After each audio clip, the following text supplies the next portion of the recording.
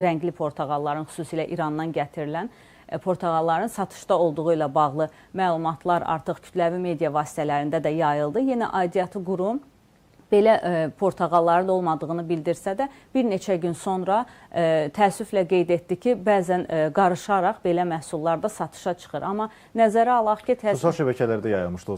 Bəli, üstündə rəngi çıxırdı və təbii ki, o Citrus Red 2 rəngidir, çox zərərlidir. Bir çox ölkələrdə, xüsusilə Amerikada, Avropada bu tamamilə qadağan olunmuş bir rəngdir.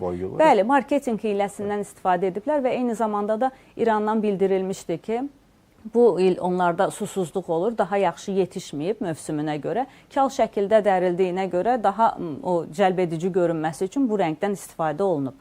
Ancaq bu rəngdən istifadə olunub, bu insan orqanizmi üçün zərərlidir və bir çox insanlar portağalı immun sistemi güclənsin deyə sitrus meyvədir qəbul edir. Özü də vitamini qabığındadır. Bəli, əksər hallarda da onu yumadan istifadə edirlər və yaxud qabığını soyulsa belə, oradan yenə də o rəng onun daxilinə keçə bilir ki, bu da birbaşa olaraq orqanizmi zərərləyir. Ona görə mütləq şəkildə istər qida qabları alarkən, saxlayarkən, bişirərkən bu məqamlara mütləq diqqət olunmalıdır.